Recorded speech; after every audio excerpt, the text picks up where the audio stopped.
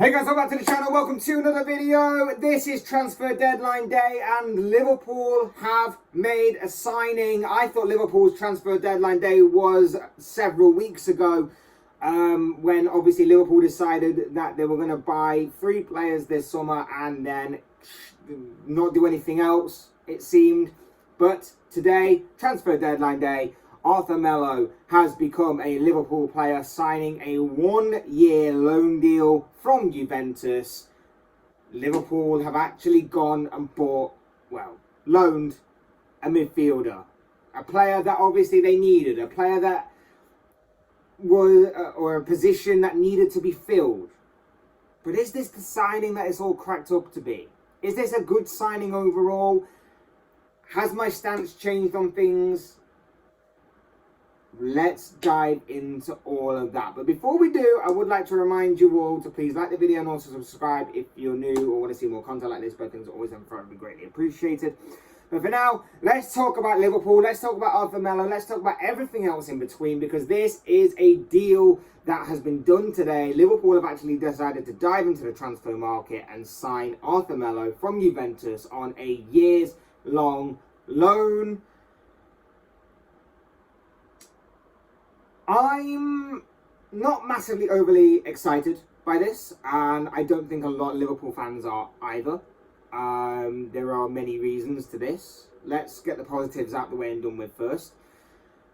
What are we buying? Well, we got a neat and tidy midfielder who is positive on the ball. He's a good, confident ball carrier. He's creative, got decent technical ability, fits the midfield criteria that we need, which is just anybody that can play in midfield that is either a defensive midfielder or a central midfielder. So he'll add good depth there. But he is injury prone. And that's not what we need right now. That is definitely not what we need right now in a midfield that is already full of injury prone players. Let's be real, it's not the most overly exciting transfer that Liverpool could have made. We could have gone that extra step, that extra mile in this transfer window to get some very interesting and exciting midfielders. Obviously, we missed out on Chuinemi. There was the Mateus Nunes thing that was floating around. I would have preferred, I would have liked to have seen Ruben Neves, but that doesn't seem to be happening now. Obviously, Lucas Paqueta has gone to West Ham. So there were a lot of options that were seemingly out there, but none that Liverpool seemed viable, shall we say, or worth the money, or worth the time and effort to be put in them. Add that to the fact that we've been told all summer that Liverpool are not going to be going for a stopgap. Liverpool will not be going for a low move. Liverpool will not be doing this. Liverpool will not be doing that. And then injuries pile up. We panic a little bit. And we get a stopgap. It's a giant facepalm. It is a giant facepalm. And I said earlier in the summer that Liverpool didn't need to make a midfield signing until next year. I said that obviously with the Jude Bellingham stuff floating around, that Liverpool didn't need to buy another midfielder because I felt the balance was good. I thought the mixture of youth and experience was fine. I thought that Klopp knew something we didn't in terms of the injuries. We knew that obviously Naby Keita was picking up injuries here and there, but he had his best productive season last year in terms of output and obviously minutes on the pitch. And I thought that Thiago's injuries were behind him as well. And I thought, even though obviously teams do get injuries and they will probably pick up little injuries every now and again or at some point during the season, I thought that they knew something we didn't in terms of they felt their injuries were laid to rest, so to speak, for the most part, put behind them, and that they were going to manage their game time better using that kind of 5 subs rule to ensure that they didn't pick up as many injuries as what they have done in the past. And maybe also that I overestimated Liverpool's midfield being ran into the ground with how much competitive football they of course played last season. They of course got to every game last season that was possible for them to get to. Maybe I overestimated that as well. And in saying that, I said that the only way that we will need to sign someone is if injuries started to pile up. That is the only way that I was ever going to reconsider my stance on that. And then, of course, in typical fashion, pre-season starts off well, we get everybody back, and then as the season draws closer, the injuries start to pile up, and then we enter into the season, and Thiago's gone, and Keita's gone, and Henderson's now gone, and all of these injuries were starting to pile up, and pile up, and pile up. And then I reconsidered, and I was like, yeah, we need to go for a midfielder, because clearly we cannot trust these men. And I'm annoyed with myself. I'm annoyed with myself that I overlooked these things. I'm annoyed with myself that I trusted the club a little bit in terms of that kind of side of things. And I'm even more annoyed with myself that, of course, last week we heard that Liverpool were looking into the transfer market and they were looking at signing a midfielder.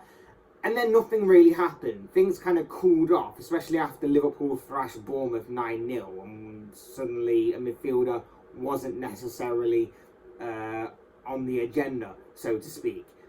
And then what seemingly pushed through this transfer is the injury to Jordan Henderson. In Liverpool's 2-1 victory last night against Newcastle, Jordan Henderson was revealed after the game to have picked up an injury, and that has seemingly tipped the scales in favour of signing someone, and Arthur Melo was seemingly the first point of call on this issue. So, in saying all of that, we have got a new midfielder. He seemingly suits Klopp's criteria on the ball. But he's another glass cannon. We've looked at his injury record. It's been highlighted by lots of people. His injury record isn't great. In a midfield where the injury record isn't great, he comes in and only adds to that potential big issue. And you got to wonder whether or not he can take it in this league, whether or not that he can adapt to the league in general, whether or not he can obviously stay fit enough for Liverpool and Jurgen Klopp's system. Don't get me wrong, I don't think Liverpool have basically drawn a name out of the hat today and simply gone, we'll go after him. I reckon Melo's been on kind of Liverpool's radar for a little bit. He's at least been talked about and discussed, and if not, that is scary and a bit panicky, and we should be panicking if we're Liverpool fans in that hearing that. But I don't believe that to be the case. I think that Liverpool have discussed Melo in the past, and I think he has been talked about before.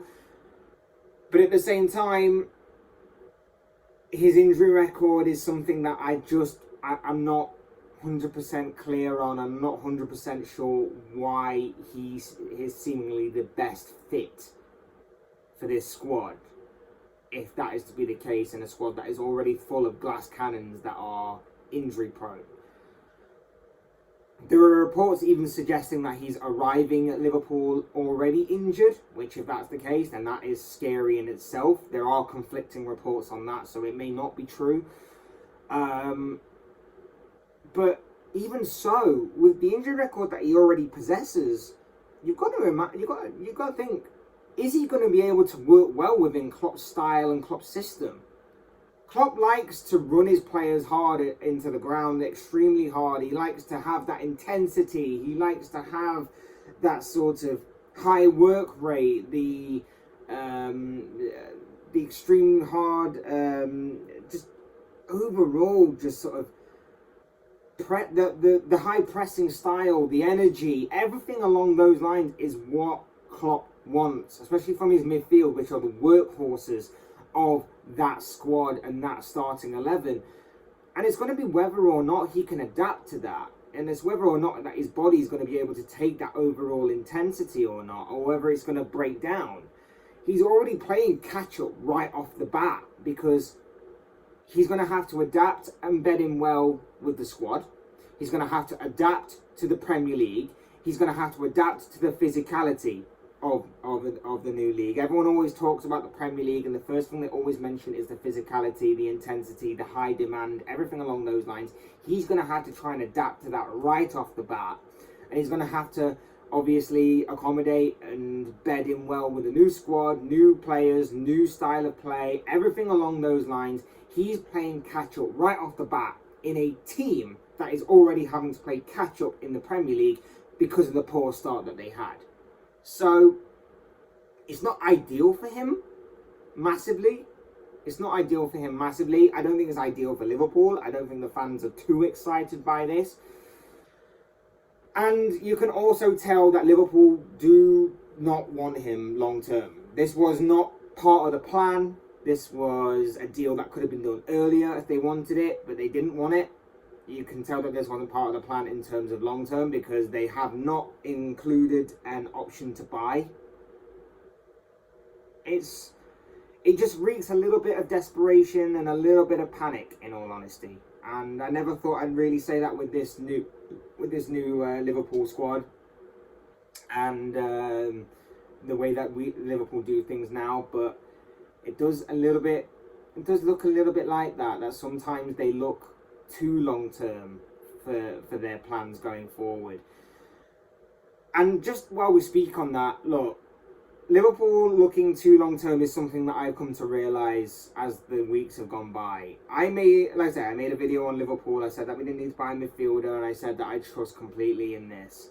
And the more that I look at it, the more that I think about it, and the more I see how others are progressing, the more I think that we're looking too long term. We're looking too much towards the future rather than the present. And look, I love Klopp, and I love everything that he's done for this club, and I think that he's building it in the right way. I just think that sometimes we can afford to loosen the purse strings a little bit. We can sometimes afford to take a few more risks in the transfer window. We can afford to maybe splash the cash a little bit more than what we are doing. Obviously within reason and within the right circumstances. But the FSG model of looking towards the future and waiting and being patient is all well and good for when you're on the rise and when you're building. But this team's already built. This team is already built. It just needs some polishing off here and there in specific areas. And then you've got a team that is ready for the present and the future. It just needs that fine polish here and there of just a few sparkly gems that can obviously be bought with money. I'm not saying waiting for Jude Bellingham is the wrong thing. Obviously, if Dortmund don't want to sell, which is typical because Dortmund have already lost a star man this summer anyway in Erling Haaland, and they don't normally like to lose two in a row. That's fine. But everyone seems to know that that's going to be the plan. But you have to get to that plan first. And there's no guarantee that that plan's going to pay off. In a year's time, Liverpool might not be in the same good position we were in last year or whatever. And there could be a better option elsewhere for Bellingham. Everyone looks at Virgil van Dijk when they talk about this. And Van Dijk was an exception. We waited for Van Dijk. We got Van Dijk. That was great. That was fantastic. That was one of the best signings that Liverpool have definitely made in my lifetime. One of the best signings we'll ever make in my lifetime, I think. But at the same time, that was when Liverpool were building. That was when Liverpool were on the up. Now that Liverpool are there, we can't really afford to be too patient now going forward. We can't afford to be constantly waiting and being patient for that. Which is why we needed to get someone in for this year. Then we could have got Bellingham next year. And then we could have gone on from there. Like I say, this team is built. We just need to add the sparkles and everything else to it. That will cost money. And I think that Liverpool should now be at a point where they can take a few more risks and splash the cash a bit more. And for me, Arthur Melo, for as nice a player as what he is and what he looks like, it's just not massively exciting to me, and it's not a player that obviously gets me off my seat. It's not a player that will be hyped a lot, and it's a player that maybe Liverpool fans will look at and think, okay, we've kind of addressed that area. We'll give him all of the backing that we need. And don't get me wrong, I will definitely back him. He's a Liverpool player. I definitely will back him, and we'll see, because he's a player who's never quite reached his potential at Juventus.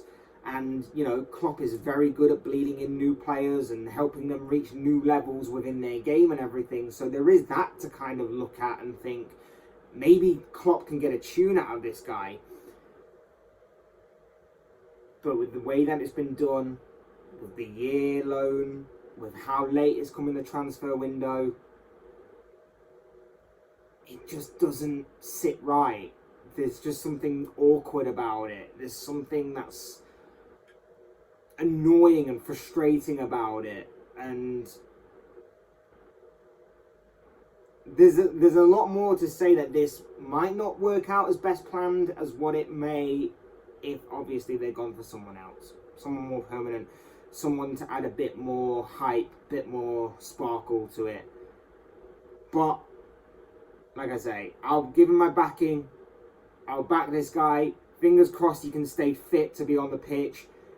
Like I say, he fits Jurgen Klopp's mould of a midfielder when he's on the ball. It's just going to be interesting to see if his body can hold up off the ball, and with the high level in intensity and demand and physicality that, of course, the Premier League and Liverpool are going to give him. But as I always say, these are the thoughts, comments, opinions, predictions, feelings, whatever you want to call it, of this guy. I want to know what you guys think. What do you make of the signing of Arthur Melo to Liverpool on a season-long loan from Juventus? What are your own thoughts, comments, opinions, predictions, feelings on this deadline day in regards to that, or any of the other stories that are buzzing around today? I know that Arsenal are seemingly prepared to sign Douglas Luiz as well, so that one could be interesting to look out for as well. But of course, drop anything that you want to talk about, especially obviously on this topic, in the comment section below. It could all make for interesting reading. Otherwise, hit the like button on the way out if you enjoyed the video. Subscribe if you're new or want to see more content like this. Both things are always and forever be greatly appreciated. And as always, thank you all so much for watching and listening. I've been Fletch. This has been another Fletch Talks video, and I will see you all again soon in another video.